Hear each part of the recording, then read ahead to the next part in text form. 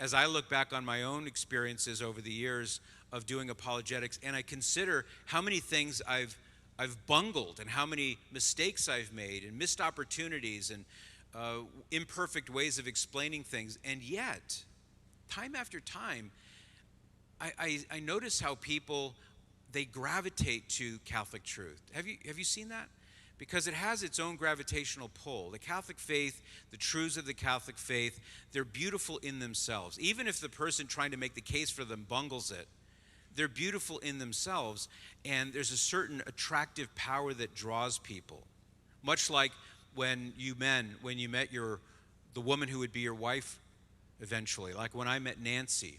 It's always at first the external qualities, isn't it? The beautiful hair, the beautiful smile, winsome personality. And once you're drawn in by that outward beauty and you begin to get to know her, then you realize there's an inward beauty that I never would have known about if I had not first been attracted by the outer beauty. One of the reasons I talk about this in the book, Why Be Catholic, is because for many people, they're unwilling to consider anything about the Catholic Church because they're looking at it first from a dogmatic standpoint, or they're looking at it first from how they see Catholics act. And sometimes it's helpful for people to step back and just consider the church in her own self and what she is and what she does, as opposed to the Catholics that they might see or work with in the office. I use an analogy early in the book about how the Catholic Church is like Noah's Ark. And that's not a unique analogy to me. Others have used it before. But the way I approach it is I say, I want to talk to you about the Catholic Church in light of Noah's Ark. Now think about Noah's Ark. Noah's Ark was the Ark of salvation. Someone asked me, in fact, Mike had posted on Facebook, something I had forgotten I had written. And when I saw it, I thought, that was actually pretty good. I forgot I had written that. Thank you, Mike, for putting it on Facebook to remind me. And again, nothing unique to me, but what I said was, I love the Catholic Church. I love being in the Catholic Church the way Noah loved being on the ark during the flood. Now think about what the ark would have been like. Can you imagine what it smelled like in the ark? After 40 days especially. Could you imagine trying to get a good night's sleep on the ark? And isn't it true that on the ark, not only was it messy and a lot of commotion and a lot of noise, but there were also a lot of unruly passengers on the ark as well. There were a lot of the animals on the ark who, if they could have gotten out of their pens or cages or whatever they were in, they would have loved to devour other animals on the ark.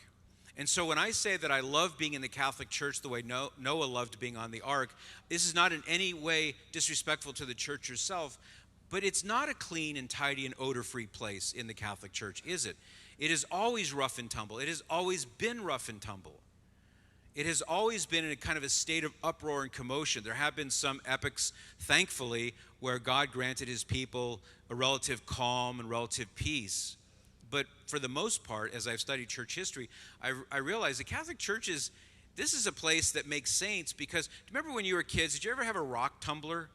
You ever have one of those little gizmos where you would put any old rock from the backyard into this thing, and there was some sort of a paste or powder that you would put in it, and this thing would just turn and turn and turn for weeks and weeks, and eventually what was inside the rock had been coated smooth with this kind of glassy substance. And it was interesting how that happened. It's kind of like that in my experience, is that in the Catholic Church, all those rough edges and all the sharp edges, those are the things that a lot of people, they see that and they say, I want no part of the Catholic Church. But they don't see the beauty, and that's where it comes for us to explain the beauty to them. When they say, why are you Catholic? I talk about things such as the Mass, the Holy Eucharist, an analogy that might be useful to you. Imagine a conductor who gathers all the members of this new symphony orchestra that he wants to send out for concerts. And he says, all right, all of you members, now symphony orchestra is what? It's an ensemble of highly trained musicians, right? So what would you think of this conductor if he said, okay, I want you to go out and I want you to tell people what music would sound like if only they could hear it. I'd like you to describe music to them. That would be pointless, wouldn't it?